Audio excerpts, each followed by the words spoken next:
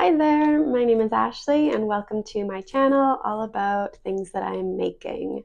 So I hope that you can get a project that you're working on, if it's crochet or knitting or needlework or spinning or whatever, but I hope that you can grab something and work along with me while we chat.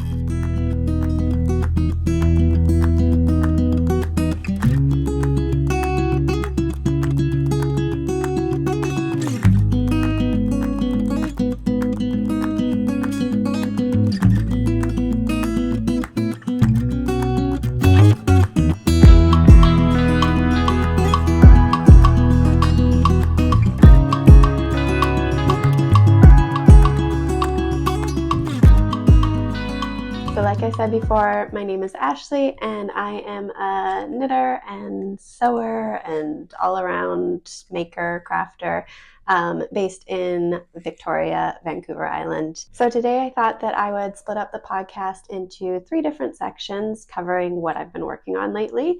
And so that's going to cover my knitting, sewing, and then a little bit of spinning at the end. So you can jump ahead to what interests you, or you can watch the whole thing through.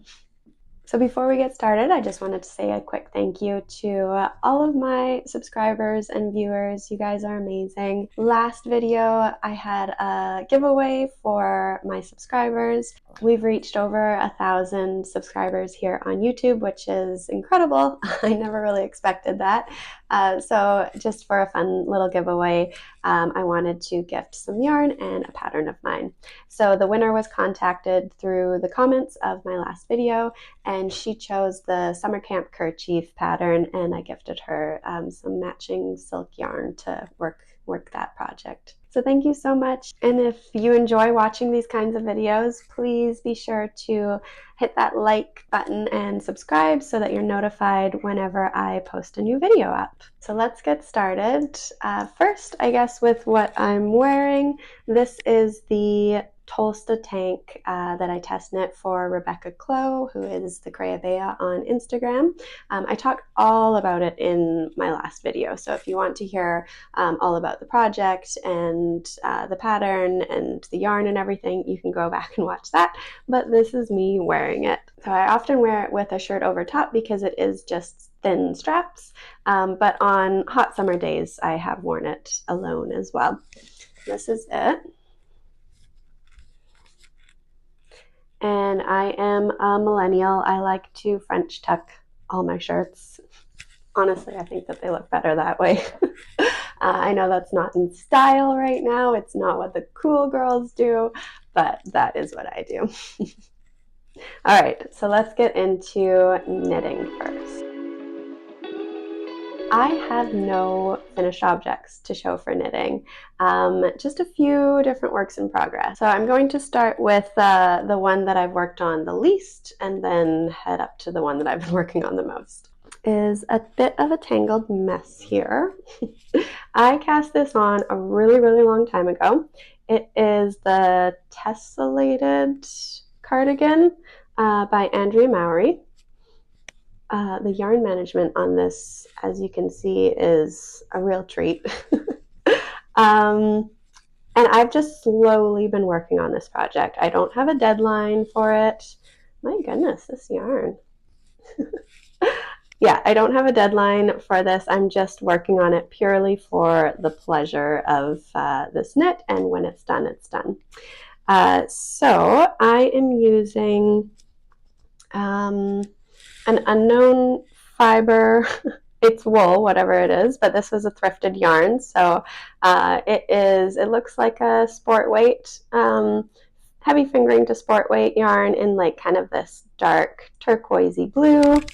And then I have a mohair that was thrifted and then gifted to me, and then the color changing yarn is Spin Cycle dyed in the wool, and this color is Ghost Ranch.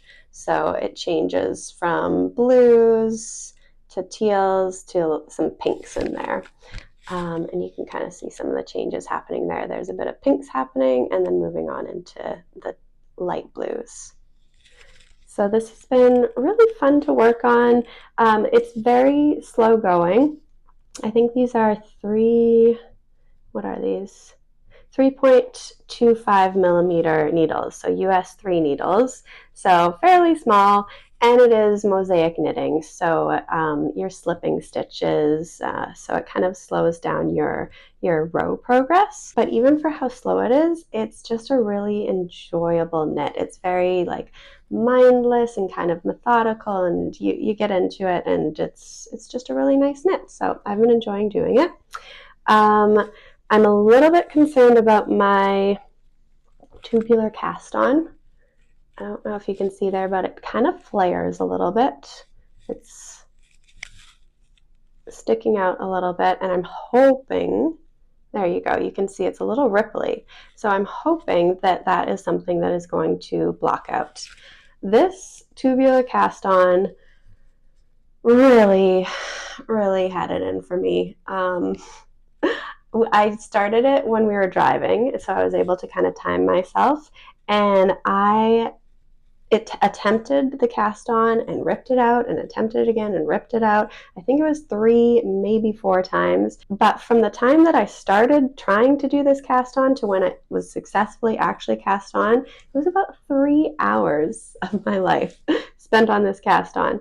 I just kept twisting the stitches, and it's dark thread, and it was hard to see what was happening, and there's so many stitches. I was having a time. So it's kind of funny now that it's not a good cast on. Like it's really loose and flaring out there. And then I tighten up, obviously, with my ribbing up there. So I'm hoping that I don't have to rip that out, because that would be funny, sad but funny. So yeah, we'll see what happens with that.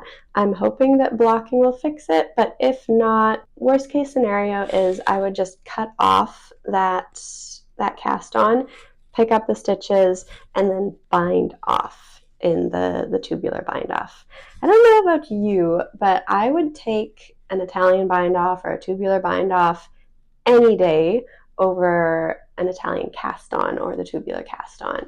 I don't know what it is about the cast on where you're swooping your needles over and under the yarn, and it messes me up, and I can't keep track of the numbers, I can't keep track of the stitches, and then when I go back to count, they kind of get flipped around the needles, and I get really confused. It just doesn't work well for me. But the bind off, I really enjoy. Sewing through with your darning needle, I don't mind that at all. So we'll see what happens with this. But that is my progress on my tessellated cardigan. And again, there's no rush on this. It's in a project bag right now, and whenever I want to get back to it, I will pick it up and work on it. Now I'll show you what I've really been focusing my attention on with knitting. So I joined a test knit for Sarah, who is Noelle Knits on Instagram. I saw her working on, excuse me.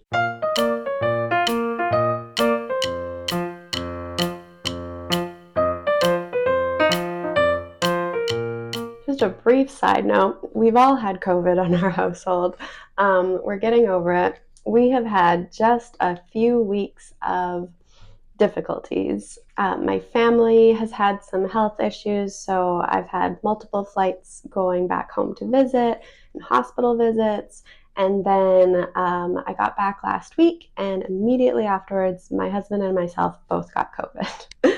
So it has been a few long weeks, but we're here, we're recuperating, we're getting better, but I apologize about my voice, or if I cough, I'm still working through some stuff. But let's get back to the knitting. Like I said, I am test knitting for Sarah from Noelle Knits.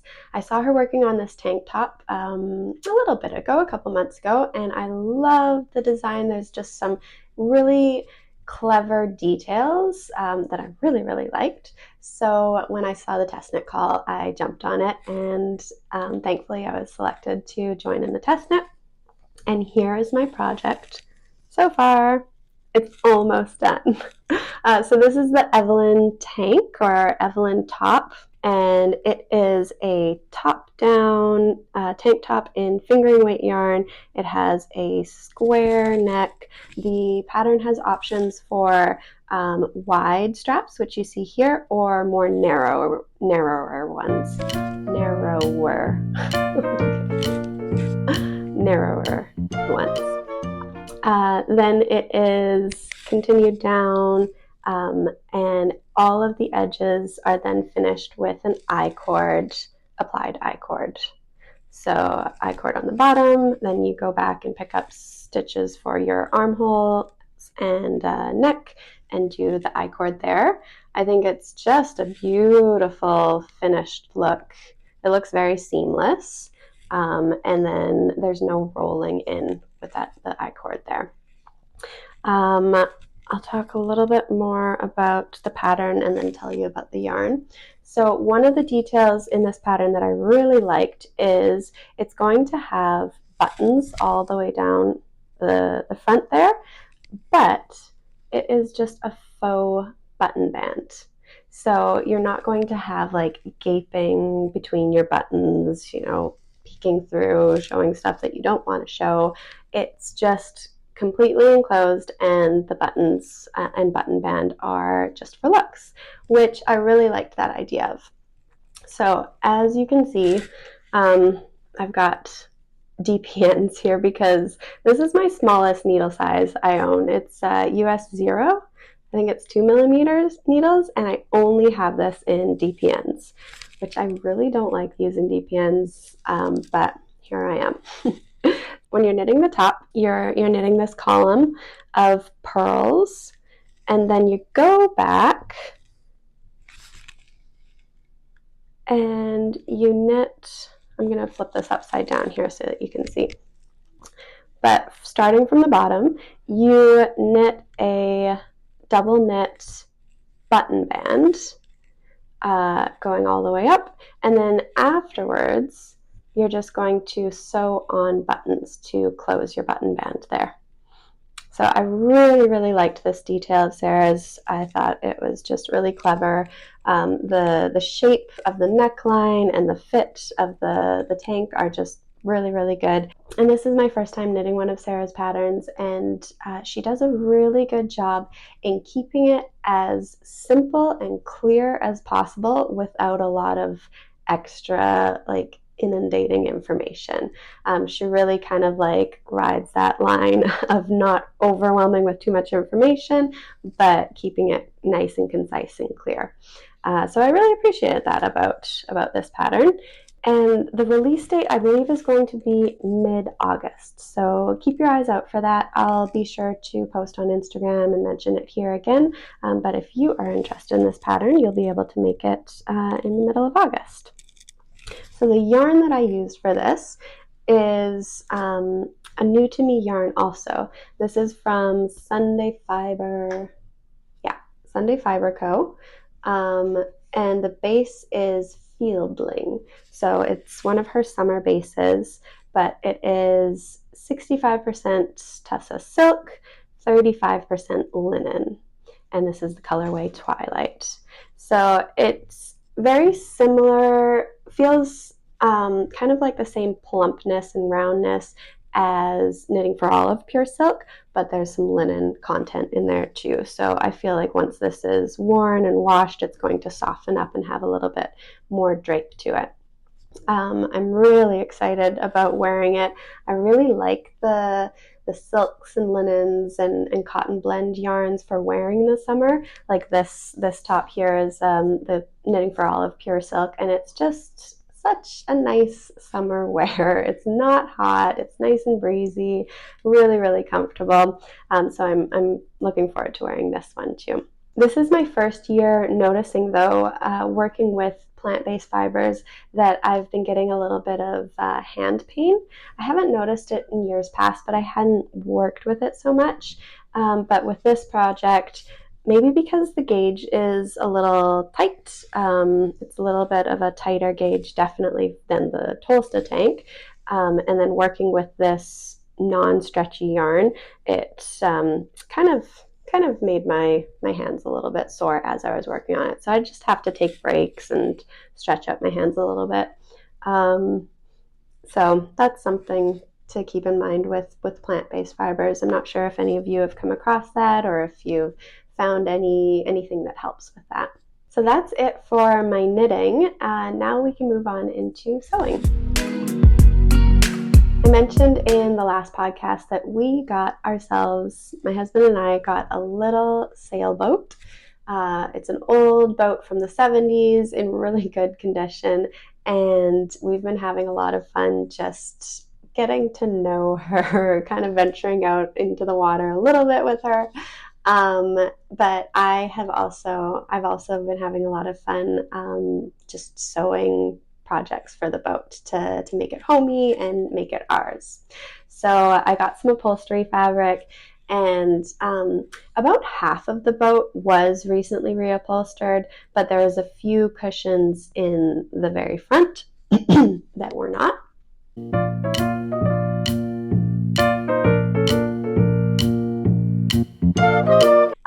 So I reupholstered those cushions in the front, which was a lot of fun, just kind of practicing a skill that I haven't done in quite a few years. So, stretching out the fabric and stapling it down and everything. And then with that same fabric, I sewed curtains and cushions, like throw pillows, for the boat. So that was a fun project to work on, and it's just really cute and homey inside. And then I got the idea to make a quilt for the boat, because when we've slept on it, we've just used sleeping bags. But I figured it would be really fun to have a nautical kind of boat-themed quilt. So I made a quilt top with my mom, and I tried to make it as simple as possible, because quilting can take a lot of time just in like piecing and making the quilt top and then actually quilting. So yeah, I wanted to keep this pretty simple so that I could finish it in time to use this summer. And I think this is going to be really difficult to show, so I'm just going to show like snippets of it. But basically, the border of the quilt is just patchwork. I have a bunch of drawn lines on here that is with erasable pen or ink, and those are going to be my quilting lines. So just disregard that right now. The main body of the quilt is just all this one color, but then at the top of the quilt, we have a few stars just kind of scattered throughout it. There they are. So yeah, we've got a few stars there, and then you can see with my pen drawings, I've drawn a few more stars that I'll just quilt into it. And then it's just this plain kind of like sea foamy green color the whole way down, and then at the bottom, there are some sailboats. There's two here. Let me see. There they are. So yeah, it's pretty simple. I didn't want to go too overboard. Just making these few squares of the stars and the boats took quite a while, but it was really fun to work on with my mom. Afterwards, I decided to embroider on the mast and a little bit of an outline around the sail just to make it kind of pop or stand out a bit more. And then you can see from my pen drawings, I'm going to be doing waves, kind of the shapes of waves for quilting. So that's going to be my project for this week. I was hoping to get to it last week, but with COVID, I had absolutely no energy to even think about sewing. So I'm going to be trying to work on that this week, and hopefully it'll be ready soon to use on our boat. So that's the little bit that I've been sewing on recently. Now I'll just show you a little bit of my spinning. I'm pretty new to spinning. I just do it a little bit. I just started last winter, so I don't talk about it a whole lot here because I feel like I'm just a beginner. I don't know a lot about it. It's all just new and I'm learning.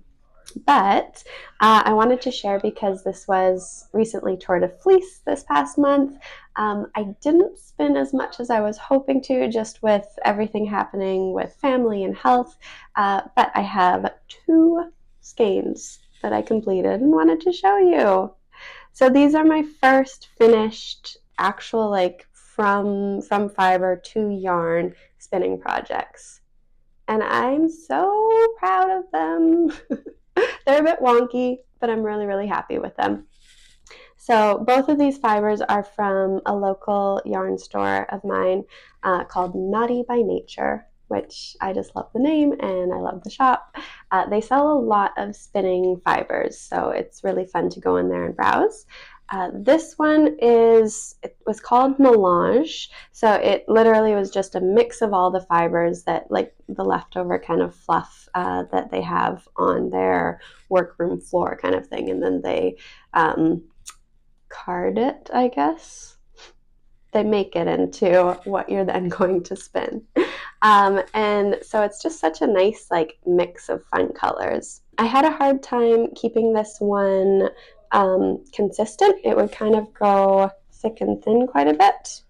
Here, I'll unravel this here. I'll open up the skein. So after washing and thwacking and everything like that, I think that this came out to be a chunky weight yarn. And there are some that are more loosely plied than others, as you can see there. It was a good learning experiment, and I feel like this is still knittable yarn. I could make some mitts or a hat or a cowl with it. If I'm thoughtful about the stitch pattern, I think that I could find a stitch pattern that would work well to be more forgiving with the texture here. You can see over here, actually, there's a few times that when I was plying, it broke. So I just tied a quick knot and then continued with plying. So it's nowhere near perfect, but I'm really pleased with it. And then my second skein here, this is a merino fiber that I got from that same store. And I don't remember if it had a colorway name, but basically it was this peacock blue with little tufts of other colors like green and yellow and red, and they really just kind of like blend in when you're spinning. So this one I was a little bit more consistent with, and I think it came out close to a worsted weight. There are still some, thinner ones, tighter, more like tightly spun, and then thicker ones too. But I feel like this one was quite a bit more consistent. And the merino just has like a really nice kind of like bounce and stretch to it. So I'm not sure what I'll do with this. It's not quite 100 grams. I could, again, make a hat, possibly mittens out of it, but I'm thinking maybe just color work in the yoke of a sweater would be a nice way to showcase this yarn. So right now these yarns are just my pride and joy that I look at. I'm not going to cast anything on with them anytime soon, but I'm just happy with how they turned out. So that's all I have to share today. Thank you so much for sticking around. Again, I apologize about the quality of my voice and coughing and everything like that. But I hope that you enjoyed today's episode. Let me know what you're working on. And if any of you are spinners, give me your tips and tricks. Do you have a favorite fiber type? I've ordered a few different braids to kind of try out different kinds. So I have Cormo and Targi, and I believe Rambouillet was the other one. I need to check, but I'm interested to kind of just like practice with some different fiber types and see how I like the characteristics of them. So feel free to give me some suggestions below. Thank you so much for watching, and I hope to see you next time. Until then, happy knitting, happy crafting, whatever you're working on. Take care.